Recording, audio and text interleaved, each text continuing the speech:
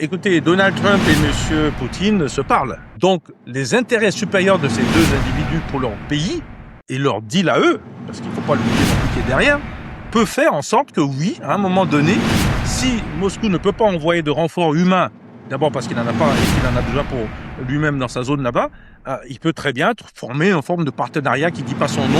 Des frappes américaines au Mali, une éventualité révélée par le Washington Post, alors même que la partie malienne assure ne pas avoir été approchée. L'administration Trump étudierait plusieurs options militaires ciblées contre le JNIM, le groupe de soutien à l'islam et aux musulmans affiliés à Al-Qaïda. Alors info ou intox, décryptage tout de suite avec le docteur Yves Ameizo, fondateur du think tank Afrocentricity.info. Bonjour docteur Ameizo, merci d'avoir accepté mon invitation. Merci pour l'invitation. Bonjour à tous ceux qui nous écoutent et nous regardent. Après le Yémen, la Somalie, la Syrie, l'Iran, l'Irak, le Nigeria et le Venezuela, docteur Ameizo, le Mali serait donc dans le viseur du Pentagone. Aucune confirmation des deux côtés. Mais pensez-vous que cette intervention militaire américaine contre le JNIM aura bien lieu sur le sol malien ? Alors, il ne faudrait pas faire de la politique fiction, mais c'est Washington Post, un journal, qui dit cela. Ce qui me dérange, c'est que Washington Post a bien parlé de plusieurs options sur la table. Et pourquoi ce journal choisit une option? Les Américains font toujours plusieurs options. Et ça aurait été plus intelligent pour nous tous, qui nous révèlent l'ensemble des autres options qui sont sur la table. Maintenant, que les deux parties, les États-Unis comme le Mali, en tout cas le Mali a démenti d'avoir reçu quoi que ce soit, ne disent rien, personne ne peut en être sûr, puisque vous savez qu'il y a des négociations qui se font en secret. Ce qu'il y a de sûr, et sur l'histoire africaine, en tout cas, ou des interventions américaines, la plupart du temps, les Américains informent avant d'attaquer. Et généralement, ça s'accompagne avec un deal. Donc la deuxième question, quel est le deal sur le Mali? Puisque dans le cas du Nigeria, on croit comprendre aujourd'hui que le deal était autour du pétrole et quelques matières premières. Et dans quelle mesure les intérêts américains sont menacés au point d'envisager cette intervention dans la région ? Non, écoutez, les Américains, il ne faut pas non plus abuser. S'ils interviennent, c'est de l'ingérence. Ils ne sont absolument pas menacés. Maintenant, dans la politique globale américaine, plus particulièrement africaine, il faut quand même reconnaître que dès qu'il y a des menaces djihadistes, mercenaires, terroristes dans le Sahel ou en Afrique en général, plus particulièrement le JIM qui lui-même est allié à Al-Qaïda, ils estiment, les Américains, qu'il s'agit d'un enjeu de sécurité nationale, voire de politique étrangère. Donc, ils s'octroient le droit d'intervenir sous forme de préemption sur toute forme. Qui va croire cela? Personne. C'est pour ça que je dis, il faut lier ça à une volonté, bien sûr, de faire de l'ingérence, une volonté aussi de faire un deal. Donc, de quel deal il s'agit au Mali? Dites-moi, cette potentielle opération militaire permettra-t-elle d'affaiblir, voire d'éradiquer le JNIM ou au contraire renforcer l'offensive terroriste sur le sol malien? Alors, votre question, elle est un peu biaisée pour moi. Oui, s'il s'agit réellement de s'attaquer aux terroristes, au JNIM, aux mercenaires, aux djihadistes. C'est une façon de voir. Moi, je peux vous dire que nous, à Afrocentricité, on a analysé ce dossier. On peut avoir la situation inverse. C'est-à-dire que les États-Unis ne vont pas du jour au lendemain se mettre du côté des terroristes ou du JNIM. Mais vous savez qu'au Mali, il y a aussi un autre problème malien, notamment ceux qui sont autour de Kidal, les Azawad, des gens, des Touaregs, entre autres, qui souhaitent avoir une autonomie renforcée. Donc, si les États-Unis utilisent cette voie détournée, je dirais, pour aller soutenir une autre partie de Maliens qui sont en sécession, qui souhaitent être indépendants, ça change tout. Donc, il s'agit non seulement d'ingérence, mais d'une volonté réelle de s'appuyer sur un autre groupe. Rien de tout ceci n'est encore officialisé. Mais puisque nous sommes dans des conjectures, il faut en parler. Et c'est pour ça que si ça sort au niveau de Washington Post, il faudrait que Washington Post nous dise aussi quelles sont les autres alternatives. Parce que n'oubliez pas le rôle des États-Unis en Syrie. Celui qui dirige la Syrie aujourd'hui est un ancien d'Al-Qaïda. Donc rien n'est impossible avec les Américains. Donc une intervention étrangère américaine, qu'on utilise le JNIM en avant, etc., pour faire la propagande, et que demain, on va soutenir des autres combattants peut-être même aller jusqu'à la sécession du territoire, n'est pas quelque chose qu'on ne peut pas, qu'on doit oublier ou en tout cas mettre de côté. Ce n'est pas une hypothèse d'école. Donc il faut prendre tout ceci au sérieux, compte tenu de cette volonté américaine d'intervenir où il veut, quand il veut, et en dehors de toute règle internationale. Mais est-ce que cette intervention peut changer la donne sur le plan sécuritaire et mettre un terme à cette offensive terroriste? Mais justement, il y a deux parties de votre question. Mettre un terme, certainement pas. Les terroristes, vous le savez, partout. Ils ont essayé avec l'Iran, regardez la situation. Ils ont essayé en Afghanistan, regardez la situation. Donc, mettre un terme, ils ont essayé même avec Hezbollah et autres, regardez la situation. C'est-à-dire que il y a une façon théorique de comprendre les luttes. C'est pour ça qu'il faut se positionner de quel côté on est quand on présente si ça va s'arrêter. Je n'y crois pas. Il y aura des épisodes de haut et de bas qui vont continuer. Maintenant, il faut savoir quel est le deal. Qu'est-ce qu'ils veulent faire exactement dans cet espace? Qu'est-ce qu'ils veulent prendre aux Maliens? Parce qu'il faut toujours comprendre qu'une intervention américaine, que vous le vouliez ou pas, qu'ils soient intervenus avec ou sans votre volonté, de manière, vous allez de toute façon le payer. Et vous le payez financièrement. Ce qui veut dire qu'il va falloir céder une partie de votre richesse. Et qu'est-ce que le Mali peut offrir de mieux que son sous-sol? Et plus particulièrement, je pense à l'or ou d'autres métaux, notamment le lithium, etc. Mais ça peut aussi être On un va espace... revenir sur cet aspect lié à un éventuel deal entre Washington et Bamako. Mais d'abord, les conséquences, on vient d'évoquer les conséquences sécuritaires, mais les conséquences politiques aussi que pourrait avoir cette intervention sur l'alliance de circonstances avec le Front de libération de l'Azawad, ces revendications autonomistes. Alors, vous posez une très bonne question parce que moi, ça me dérange un peu. Cette hypothèse existe, vous avez tout à fait raison de le signaler. Ce qui me dérange, on ne sait pas quel est l'accord, secret ou pas, entre les États-Unis et le Mali. C'est aussi un autre problème. Vous savez que ces derniers temps, il n'y avait pas la possibilité... Alors quand vous dites on ne sait pas ce qu'il y a dans cet accord secret, donc il y a un accord secret selon vous? Disons que nous partons du principe que normalement, il y a les trois pays de l'AES. Niger, Burkina et le Mali. Qu'est-ce qui s'est passé? Nous étudions, nous, ce qu'on appelle, nous, les richesses ou la souveraineté hors sol, c'est-à-dire tout ce qui va toucher au contrôle de vos données. Et donc, on regarde quels sont les outils utilisés par des gens extérieurs, en l'occurrence Starlink, qui est américain, qui est peut-être privé, mais écoutez, les informations circulent et vont certainement à la CIA. Et donc, ça veut dire qu'ils sont informés d'un certain nombre de choses qu'ils vous donnent ou qui ne vous donnent pas. Les Russes ont leurs propres informations aussi. Et d'ailleurs, ils peuvent se le partager. Parce qu'il n'y a pas une grosse guerre entre M. Poutine et M. Trump. Hein, il faut le savoir aussi. Donc, dans ce méli-mélo, on se pose la question de savoir comment le Mali a pu accepter un équipement comme le Starlink, quels que soient les avantages de cet équipement par ailleurs, et qu'un pays comme le Burkina l'a refusé. Donc, deux poids, deux mesures ou pas? Est-ce que c'est une position commune, puisque le Niger apparemment l'aurait accepté? Et si vous acceptez ça, une partie de vos données sont diffusées. Et s'ils sont diffusés en secret, écoutez, certainement les terroristes l'ont, peut-être les gens de l'Azawad l'ont, et beaucoup d'autres personnes devraient l'avoir, en passant par les Américains, officiellement ou officieusement, puisqu'il y a de la contrebande aussi de ce Starlink. Donc tout ceci nous amène à votre question, est-ce qu'il y a un accord secret? Nous n'en savons absolument rien aujourd'hui.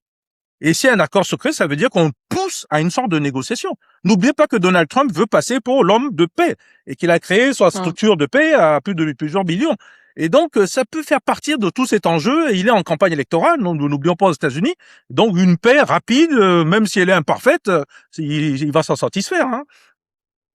Mais ça supposerait quoi sur le plan politique concernant là, justement les revendications du Front de libération de l'Azawad et son alliance de circonstances aussi avec le JNIM? Tout à fait. Et cette alliance de circonstances, ils l'ont déjà fait dans le passé. Ils n'étaient pas très contents d'ailleurs de cette alliance. Or, aujourd'hui, ça donne l'impression que de l'extérieur, les deux, que ce soit une partie du JNIM, que ce soit même les gens de l'Azawad, sont téléguidés. Ce n'est pas joli à entendre, mais dans les analyses, nous sommes arrivés à cette conclusion-là. Maintenant, on n'a pas les éléments de preuve, et ça pose un problème de fond.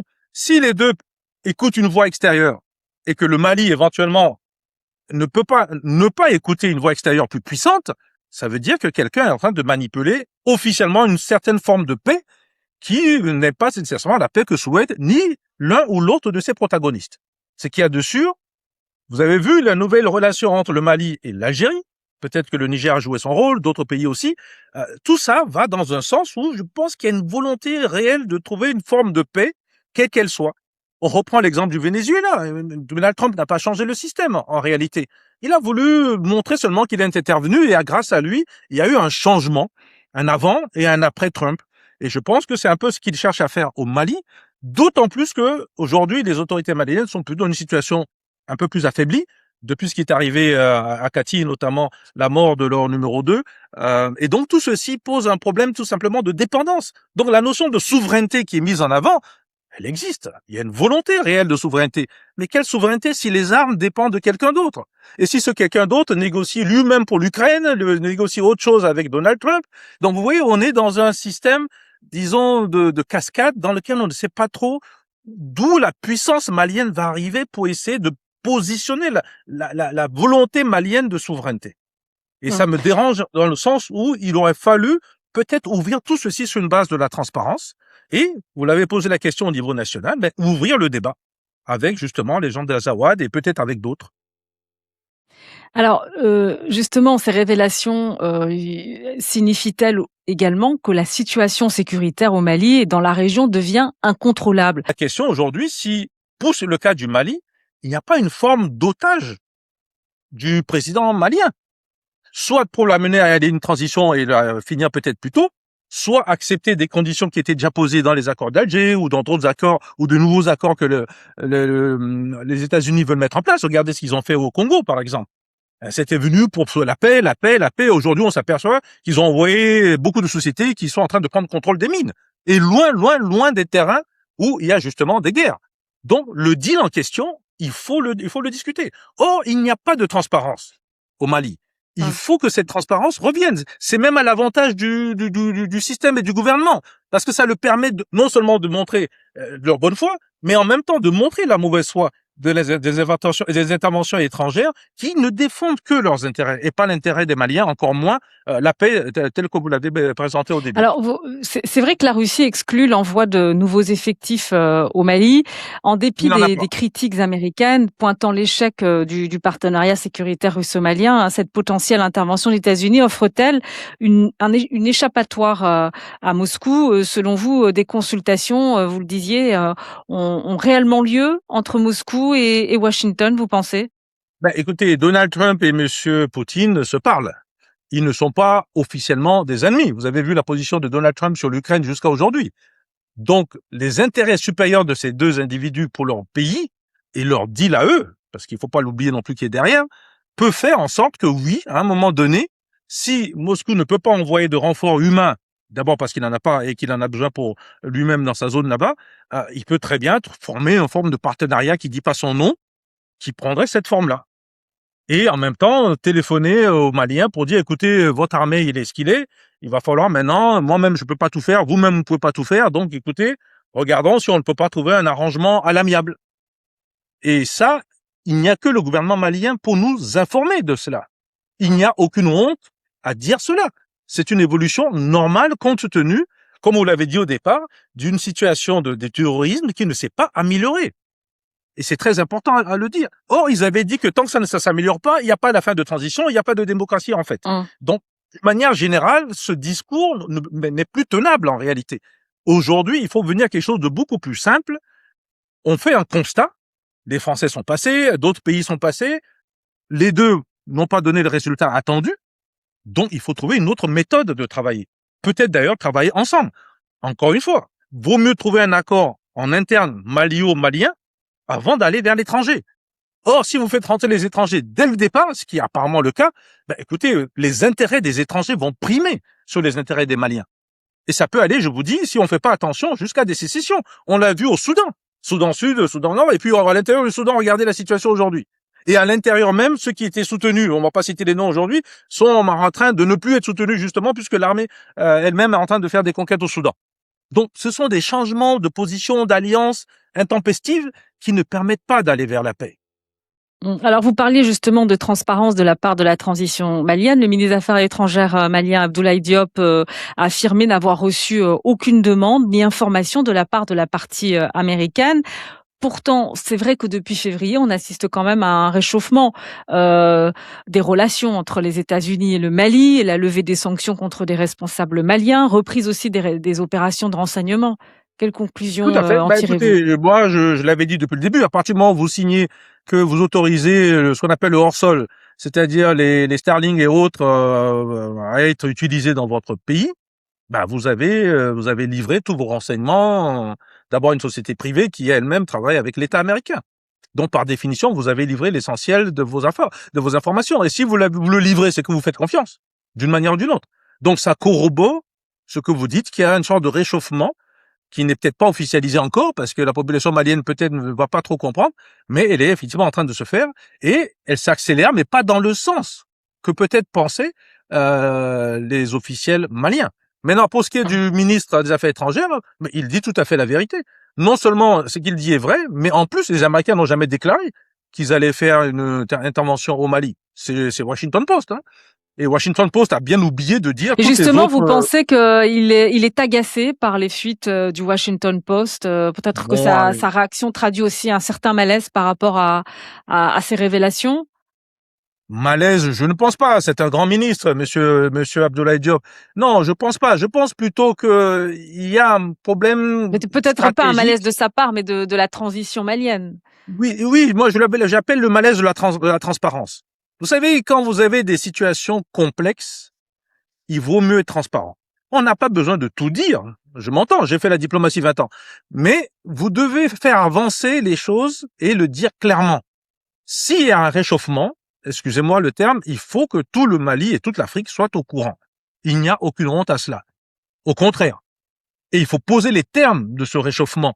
Parce que si le réchauffement consiste à vendre tout le Mali aux Américains, ce n'est pas acceptable. Même pour prendre une partie du Mali. Or, si c'est ça la situation qui empêche de parler, ça pose problème. Ah oui, ça pose problème. Et quand je dis prendre le sous-sol, c'est pas une histoire de mine simplement, ça peut être tout un territoire. Et que les Américains n'ont pas envie d'administrer. Ils vont envoyer des gens, ceux qui sont déjà sur place qui le revendiquent, ou d'autres. Il suffit de voir l'exemple qui se passe au Congo. Ils n'ont pas envie d'administrer. Ils font faire. Ils vont confier ça à quelqu'un d'autre. Et ce quelqu'un d'autre doit faire allégeance aux États-Unis. Donc c'est beaucoup plus profond et ça touche la souveraineté du Mali. Et donc ce point doit être discuté, voire négocié. L'option militaire, pour moi, est surtout là pour, disons, faire accélérer ces négociations, voire faire peur, et peut-être faire signer beaucoup plus rapidement, mais il faut revenir à la transparence, d'une manière ou d'une autre. Vous avez parlé tout à l'heure d'un certain nombre de morts dans le pays, mais la transparence est exigée. Les familles qui ont eu des enfants et des parents qui sont morts. Vous savez que c'est un pays musulman, on enterre généralement dans les 24 heures, mais ces gens méritent. Ils se sont battus pour la liberté de leur peuple. Et il faut cette transparence. Il faut que leur nom soit cité partout pour l'effort qu'ils ont fait pour leur souveraineté et pour tout simplement défendre leur patrie. Et tout le monde défend sa patrie sous cette forme-là. Donc, je ne parlerai pas de malaise, moi. Moi, je dis plutôt qu'il faut être clair. Il a d'abord démenti qu'il n'y a pas d'informations officielles qui circulent, ce qui est vrai. Deux, il a rappelé la souveraineté du Mali, ce qui est vrai. Il a voulu mettre fin à des Alors, puisque spéculations. vous parlez de la souveraineté du Mali, pensez-vous que les révélations du Washington Post remettent en question la réalité de la souveraineté qui est revendiquée par la transition malienne et par extension même, on peut dire, par l'Alliance des États du Sahel? La réponse est non. Le Washington Post ne représente rien. Rien au Mali et rien dans le monde. Washington Post parle aux Américains. Et c'est un Washington Post qui est orienté plutôt vers les démocrates, donc c'est une autre paire de manches là-bas. Ce qu'ils disent entre eux là-bas, c'est leur problème à eux. C'est pour ça qu'ils disent ce qu'ils veulent. Maintenant, s'ils veulent parler sur le Mali, il faut qu'ils disent ce que l'État américain a dit. L'État américain n'a rien dit. Et tous les jours que Dieu fait, l'État américain passe son temps à faire des tas d'options, des tas de commissions militaires sont organisées pour cela. Ils font les avancées et les avantages, les inconvénients, et puis une décision est prise. Maintenant, si Washington Post a eu un petit vent ici et là, que quelque chose pourrait se passer de ce côté, pourquoi pas? Mais écoutez, ça ne le regarde que lui. Mais je reviens sur le ministre. Le ministre a dit ce qu'il avait à dire. Il veut stopper les spéculations politiques et il a raison de le faire. Ce n'est pas un malaise. Mais C'est une clarification. vous parliez tout à l'heure d'accords secrets possibles, à Oui. l'instar de l'accord qui a été donné par le Nigeria aux frappes américaines. Est-ce que les autorités maliennes auraient également discuter d'un soutien militaire direct de la part des États-Unis dans le cadre justement du rapprochement récent? Alors, vous faites bien de poser cette question. On va reprendre l'exemple du Nigeria en étant très résumé. Le Nigeria, justement, pour sa souveraineté, a refusé l'intervention des Américains. Et attention, avec fermeté. Le président Tinubu a dit non, clairement. On ne sait pas quelles sont les menaces qui sont arrivées sur ce président. Et quelques temps après, quelques jours après, il a dit oui. Alors, est-ce que ça peut se passer au Mali? Vu la force de frappe des Américains, la réponse étant, c'est possible, c'est plausible. Deuxième chose, les Américains, je vous dis, généralement, ils informent avant d'intervenir. Avant, ça passait par l'ONU, ils n'en veulent plus, très bien, mais ils vont vous poser en bilatéral. Donc, c'est une approche bilatérale, c'est une approche de deal. On vous demande d'intervenir. Vous dites non, on va vous forcer les mains. On va vous forcer la main, sous toutes les formes possibles et inimaginables. Donc, il faut s'attendre à ce qu'il y a, je pense, une révélation, en tout cas une annonce sur ce dossier. Parce que si Washington Post a le courage de le sortir, c'est qu'on va quand même vers cette tendance-là. Et si on reprend l'exemple du Nigeria que vous nous avez donné en exemple, oui, les Nigérians ont dit non. Et puis ils ont dit oui. Qu'est-ce qui s'est passé? Écoutez, on n'est pas dans les secrets de tous là-bas. Donc au Mali, il me semble qu'on va dans cette direction-là. C'est pour ça que je disais, si la transparence avait pris les devants, on n'avait pas besoin que ce soit l'extérieur qui vienne nous dire qu'on peut ou ne pas intervenir. Au contraire, le Mali aura eu un programme clair. Je peux intervenir ici. Vous pouvez m'aider à intervenir à tel endroit du territoire. Vous pouvez m'intervenir à tel endroit du territoire. Et l'ensemble forme une coalition pour la paix. Or, les Américains n'ont jamais vraiment parlé dans ce sens, qu'ils viennent appuyer l'armée malienne. Et ça, c'est un grand défaut des États-Unis. Ils n'ont pas dit qu'ils venaient appuyer l'armée. Ils disent qu'ils s'attaquent au JNIM dans le cadre beaucoup plus large, comme quoi ce JNIM, Al-Qaïda, pourrait les menacer. C'est-à-dire que demain, pourrait faire un attentat sur leur sol. Et oui, n'oubliez pas non plus que au niveau de l'Iran, et là je passe en géopolitique un tout petit peu, ils ont quand même tué un ayatollah, qui est un religieux. Et dans leur religion, il est clair que quand il fait une décision, quand il dit qu'il va falloir peut-être s'attaquer à Donald Trump lui-même pour venger le sang d'un religieux qui est mort. Mais docteur Amezo, lorsque je parlais de malaise, c'est aussi en raison de ces rumeurs d'intervention américaine à venir, peut-être sur le sol malien, qui mènent la transition malienne, l'armée malienne et son partenaire russe via Africa Corps dans une position délicate sur le bilan justement de ce partenariat contre le terrorisme. Je pense que les Américains, vous donnez trop d'importance à ce que les Américains vont faire. Ils font généralement des tirs ciblés. Et c'est derrière ça, il y a un deal. Ils veulent du sous-sol ou ils veulent du hors-sol, c'est-à-dire ils veulent contrôler vos données. Le reste, ce n'est pas leurs oignons. Ça les intéresse souvent pas. Je te vous dis, c'est historique. On l'a étudié plusieurs fois. Donc, ce que vous croyez être une opposition américaine, Russie, d'intervention, moi, je pense que ce sont des grands partenariats à très haut niveau où les Américains et les Russes, se sont mis d'accord sur quelque chose qui reste secret pour le moment, sur le dos des Maliens, et au fur et à mesure, on va voir s'exécuter. Et j'espère que ce n'est pas le cas de la Syrie, parce que ce n'est pas ce que on souhaite au Mali. Maintenant, est-ce que les autorités maliennes sont... Mais qui marche sur des œufs concrètement? Est-ce que c'est la transition malienne qui marche sur des œufs actuellement? Parce que accepter une intervention américaine, des frappes, que ce soit des missiles ou des drones envoyés par les Américains ou des missiles tirés par les Américains contre le JNIM, c'est quand même une reconnaissance d'une forme d'échec contre le terrorisme. Non, si les Américains sont clairs et ce que vous venez de dire s'exécute et qu'ils s'attaquent réellement au JNIM et que demain matin le JNIM n'est plus être neutralisé, c'est une victoire pour le Mali. Écoutez, les gens pourront circuler, l'électricité peut fonctionner, les camions de Guinée vont fonctionner, la route fonctionne, et voilà. Maintenant, est-ce que c'est ça qui va se passer? C'est ça tout le problème. C'est le quiproquo qu'il y a, et c'est ce quiproquo qui a besoin de transparence. Oh, peut-être que la partie malienne n'est peut-être même pas au courant de ce qui a été décidé sur son dos. Le président syrien ne savait pas quand on lui a dit de prendre l'avion de se retrouver en Russie. Il ne savait pas. Oh, il croyait qu'il avait l'appui 100% de la Russie. Et personne même ne pensait que la Russie pouvait le mettre dans cette situation. Donc, première chose. Par contre, vous mettez bien le doigt sur le fait qu'il y a une certaine faiblesse de l'armée malienne, congénitale, qui est celle de n'importe quelle armée des pays africains, qui est une armée, en fait, pauvre, qui n'a pas les éléments, qui s'est amélioré énormément, qui a conquis beaucoup de territoires. Parce que vous avez l'air de dire qu'il s'est rien passé, non. Mais Il y a est-ce eu des qu'on morts, s'achemine vers un scénario syrien où effectivement, sur le terrain, il y aurait une coopération indirecte entre les Américains et les Russes? Moi, je pense plutôt à votre deuxième position. Ce ne sera pas le scénario syrien. En Afrique, on a la palabre africaine, donc il y a discussion. Elles sont secrètes, mais il y a des discussions. Je pense surtout qu'il y a une prise de conscience, qu'on a séparé le dossier Azawad, qui est un problème malien, un dossier terroriste.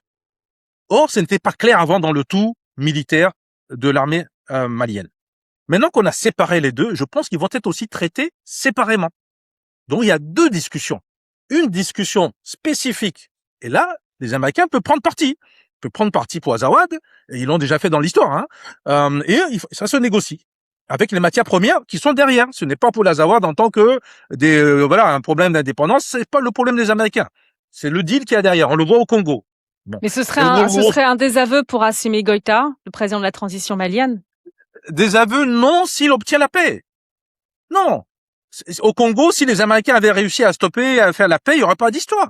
Il n'y a pas d'histoire. Il va falloir que nos dirigeants en prennent conscience.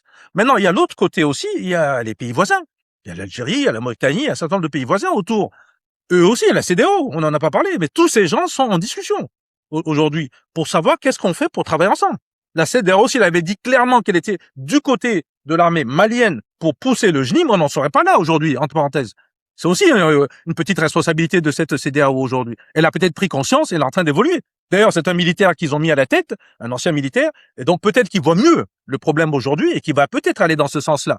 Maintenant, s'ils viennent avec l'ancienne approche que l'AES doit réintégrer la CEDEAO, là, je crois qu'ils se trompent complètement parce que on a beaucoup évolué aujourd'hui. Maintenant, c'est un partenariat de personnes sensées, de haut niveau, respectueuses les uns des autres, et qui doivent trouver un accord.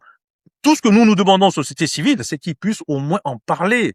On ne demande pas les détails, mais qu'ils nous disent où est-ce qu'ils nous emmènent, et surtout s'ils eux-mêmes ne sont pas otages, soit des Russes, soit des Américains, soit des terroristes. Soit des trois à la fois d'ailleurs. Alors oui, vous parliez de Birame Diop, qui a pris la tête effectivement de la commission de la CEDEAO. Je vous parlais tout à l'heure d'un deal possible. Quel serait ce deal? Qu'est-ce qui intéresse les États-Unis au Mali, mais plus largement au Sahel? On sait que la nouvelle stratégie d'Africom consiste désormais à privilégier, encourager les opportunités économiques et implique une contrepartie. Quelles seraient donc les conséquences d'une intervention américaine à ce niveau? Comme je l'ai toujours dit, les interventions américaines, que vous le vouliez ou non, vous allez les payer. Première chose. Donc, il y a un montant, un calcul qui est déjà fait et qui attend celui qui accepte l'intervention américaine. Celui qui n'y croit pas, qui ne le sait pas, c'est son problème. Il va falloir payer ça. Maintenant, il y a ce qu'on appelle le surplus. Il y a ce que souhaite, la marge, ce que souhaite celui qui intervient. C'est pour ça d'ailleurs que les États-Unis préfèrent que vous fassiez une demande. Ce n'est pas eux qui vous forcent. Si vous ne voulez pas, ils vont vous forcer. Mais si vous faites votre demande, le Fonds monétaire international est là pour ça souvent, et ça tombe de structure, ce qui se passe actuellement. Et quand la demande est faite maintenant, la deuxième partie de l'addition arrive. C'est-à-dire qu'il va falloir que je gagne dans l'opération. Qu'est-ce que je gagne? Vous avez bien posé la question. Ce sont les mines. Ce sont un territoire extrêmement large. Il y a quasiment tout. Du pétrole en passant par le lithium, par ce que vous voulez. Et Donald Trump a compris que toute sa stratégie Moyen-Orient ne fonctionne pas. Ne fonctionne pas. Il faut être clair là-dessus. Je ne veux pas parler d'échecs, parce que ce n'est pas tout à fait la situation. C'est que ça ne fonctionne pas. Mais l'objectif américain en ligne de mire, c'est toujours la Chine, plus que la Russie? Toujours la Chine. L'influence chinoise, l'influence russe? Oui, la Chine aujourd'hui ne fait pas de guerre, officiellement en tout cas. Ne fait pas de guerre. Pourtant, la Chine n'était pas là en Iran, l'Iran ne sera pas là où elle est. Donc, la Chine a une vision de très long terme. Ils ont 5000 ans derrière eux, peut-être même plus. Et donc, ils ont une vision qui n'est pas celui de faire beaucoup de bruit, de taper sur tout ce qui bouge, de détruire, voilà, parce que les Américains détruisent. Regardez le Liban, la Libye, par exemple, ils n'ont rien reconstruit. Donc, il faut revenir à l'essentiel. Avec cette nouvelle approche, je pense aussi que M. Donald Trump, quelque part, a mûri. Le pays de merde qu'il dit, il adore, puisqu'il vient de prendre justement tout ce qu'il y a dans le sous-sol de ces pays de merde. Il faut le lui rappeler d'ailleurs. Et il envoie des émissaires. Il ne passe même pas par les affaires étrangères souvent. Il passe par des émissaires. Donc le sous-sol, à tous les cas, il va prendre le sous-sol. Quelle est la quantité, la qualité, etc. Ça, c'est des accords secrets où on ne peut pas savoir. Mais je rajoute quand même un nouveau point. Il est quand même un tout petit peu en train de damer le pion à la France. Et oui, puisque la France, pendant très longtemps, était là. Et n'a pas fait bouger ce Mali, sinon ce ne serait pas un pays pauvre aujourd'hui. Idem pour les autres pays de l'AES. Et donc, ça, dans quelle mesure, parce que la question aussi qu'il faut poser, c'est dans quelle mesure le pouvoir malien est en capacité d'assurer la souveraineté du Mali sur ses propres ressources face à Donald Trump aujourd'hui? Disons que si vous n'êtes pas capable militairement de soutenir votre souveraineté, vous rentrez dans des négociations économiques et commerciales. Vous pouvez, par exemple, partager des ressources. Les sommes qui vont être annoncées pour intervenir, les sommes qui vont être annoncées pour ceci ou cela, si le Mali les accepte, il va falloir les payer. Ils n'ont pas du cash. Donc, c'est quoi? C'est les matières premières. Maintenant, les matières premières, si on vous aide, par exemple, à mettre en place tout un système monétaire en dehors du franc CFA, basé sur l'or, d'ailleurs, nous sommes en train de travailler sur un dossier là-dessus, et qui est faisable, surtout grâce au Mali, parce qu'il y a beaucoup d'or, mais écoutez, pourquoi pas donner une partie, entre guillemets, pour payer justement ce soutien, si ça va dans l'intérêt de la paix du peuple malien. Donc ne voyez pas ça négativement. Les gens voient tout de suite quelqu'un a gagné, quelqu'un a perdu. L'objectif, c'est que le peuple malien retrouve sa dynamique de paix et sa dynamique de croissance et donc de pouvoir d'achat. C'est ça le fond de l'histoire.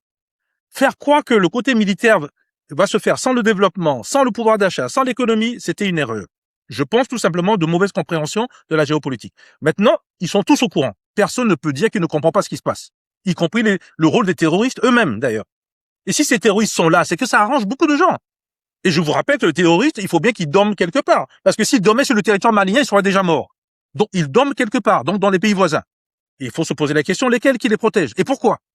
Et qu'est-ce qu'ils y gagnent? Et n'oubliez pas, ces terroristes vivent aussi de quoi? Des recels, de ce qu'ils prennent au sous-sol. Et ils sont devenus tellement autonomes, comme les Wagner et autres avant, pour pouvoir justement dicter aussi leur volonté, soit à des États, soit à des groupes ici et là qui travaillent pour les États. Donc la notion de mercenariat, que vous l'appeliez terroriste, djihadiste, etc., il existe. Mais qu'est-ce qui pourra garantir un partenariat d'égal à égal? Ah, ça, vous posez le fond de la question. Il n'y a aucune garantie. Personne ne va faire confiance à un État 150 000 fois plus fort que le Mali qui va vous donner une garantie. Donc c'est aux Maliens et à l'État malien de jouer la transparence. Si demain matin on prend la grande mine de lithium du Mali et que le deal s'inscrit 99,99 pour les États-Unis et 0,001 pour le Mali, il faut le publier.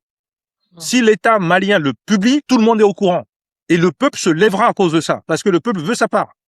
Maintenant, si on publie 49-51, le peuple va accepter, parce que, écoutez, vous êtes quand même faible, vous n'avez pas les moyens militaires, et ils viennent pour vous aider. Encore faut-il s'assurer que c'est pour la paix. Vous voyez ce que je veux dire? La transparence, elle est très importante. Et c'est ça qui manque à la plupart des régimes africains actuellement. Alors j'ai une dernière question sur cet éventuel réengagement militaire américain au Mali. Est-ce que ce réengagement risque de marquer le retour des Occidentaux sur la scène sécuritaire régionale, par conséquent aussi marquer l'échec des dirigeants de l'Alliance des États du Sahel, qui ont rejeté les accords avec les anciens partenaires occidentaux? Je vais couper votre question en deux parties. D'abord, stratégiquement, les États-Unis de Donald Trump ne travaillent pas en coopération avec quiconque. C'est du bilatéral. Donc, première raison, ça se traitera en bilatéral. Et la position américaine, America First, va primer. Tant que eux, Américains, n'ont pas eu ce qu'ils voulaient, je vous garantis, personne d'autre, y compris la France, n'aura quelque chose à faire dans cette zone. Première chose. Deux, les Américains n'aiment pas la concurrence. Contrairement à ce qu'on dit. Ils ont prôné ça, mais dans la pratique, ils n'aiment pas la concurrence. Et oui, alors pour le coup, ils vont être servis au Mali, tout à fait. avec la présence notamment russe, mais pas seulement russe. Il y a aussi attendez, alors, la Turquie, oui, mais attendez, la Chine attendez. aussi. Oui, mais vous avez un problème. Le mot concurrence commence par C, et il y a un autre mot qui commence aussi par C qu'ils vont appliquer, c'est la coopération. Imagine maintenant, vous avez 2, 3, 4 mines de lithium. et qu'ils se partagent le rôle. Les Américains en prennent 2, la Russie en prend 1, la Turquie en prend 1, et que le Mali se retrouve au capital 50%, 51%. C'est de la coopération. C'est de la coopération. Ça se fait. Les États-Unis coopèrent aussi avec la France dans d'autres pays d'Afrique de l'Ouest. On peut citer la Côte d'Ivoire, par exemple. Je suis tout à fait d'accord. Dans le domaine sécuritaire. Je suis tout à fait d'accord. Et je vous dis encore une fois, quand ça arrange les Américains, ils jouent la coopération et laissent d'autres pays intermédiaires, la France, disons, être en avant. Dans d'autres cas, ils le refusent. Je pense que dans le cas Mali, dans le cas du Niger, dans le cas du Burkina, ils vont le refuser. Parce qu'ils sont à un niveau plus élevé, entre guillemets, avec la Russie. Leur contrepartie, c'est pas le Mali, contrairement à ce que les gens peuvent dire. Pour moi, c'est la Russie. Voire même la Chine. S'agissant des dirigeants de l'AES, parce que quoi qu'on dise, que ce soit Donald Trump ou pas Donald Trump, le président américain représente l'Occident par excellence. Écoutez, entre les discours et les gens qui parlent dans les réseaux sociaux et les journaux ici et là, mainstream ou pas d'ailleurs, moi je pense qu'il faut revenir à la réalité de la pratique politique. Quand quelqu'un est plus fort que vous et qu'il annonce quand même qu'il veut intervenir entre guillemets pour la paix, on essaie de savoir qu'est-ce qu'il veut exactement. Voilà. Donald Trump n'est pas connu pour faire du bien partout dans le monde. Il a été le premier à couper tous les budgets sanitaires dans le monde. Donc, écoutez, il vient faire du business. Et si les Maliens encore continuent à croire que, écoutez, souveraineté, la souveraineté, elle est basée d'abord sur la puissance militaire, ensuite sur la puissance économique et financière et monétaire. Les deux ne sont pas là. Qu'est-ce qu'on fait? On fait avec les moyens du bord. Les moyens du bord, c'est qu'on a une grande puissance sont les mines et qu'on peut les travailler d'abord pour la population et ensuite en revendre une partie et voir faire de l'industrialisation. Cette négociation doit avoir lieu. Qu'est-ce qui peut avoir lieu gagnant-gagnant? Vous avez posé le débat. Moi, je dis oui sur le temps. Ce sont des transitions longues. Et ça pose le problème. Vous l'avez posé politiquement. Est-ce que c'est les mêmes transitions qui sont là qui vont le faire tout le long? Or, il faut découper ça en étapes. Donc, il y a une étape qui vient, je pense, se terminer, qui est le militaire, qui n'a pas tout à fait fonctionné. Il va falloir le penser autrement. Elle va continuer, parce que les terroristes sont là. Mais elle doit pouvoir évoluer. Et ça suppose, vous l'avez dit, soit on fait rentrer des gens de l'Azawad, etc., dans un système où on peut travailler ensemble, soit on fait même venir des gens de l'opposition, il va falloir qu'ils trouvent un accord entre eux. Merci beaucoup, Dr Amezu, pour cet éclairage. Je passe maintenant la main à la communauté. Vous, qu'en pensez-vous? La situation au Mali mérite-t-elle une intervention militaire américaine?